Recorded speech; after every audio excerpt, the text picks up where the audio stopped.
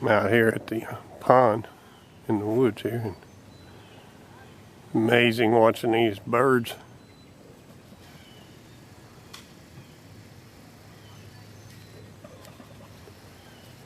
I guess I spooked them.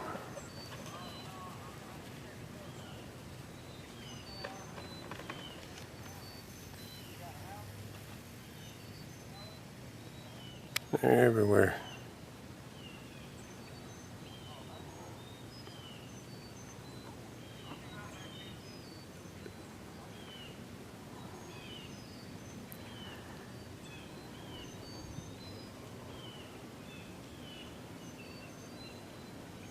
There's one right over here. He's got his wings spread out. I don't know what's up with that. The sun's kind of getting in my eyes here.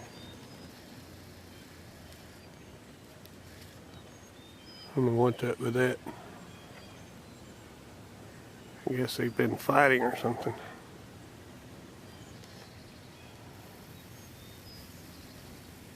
See if I can walk that way and figure out what's up. Nah, I guess he was just stretching or something.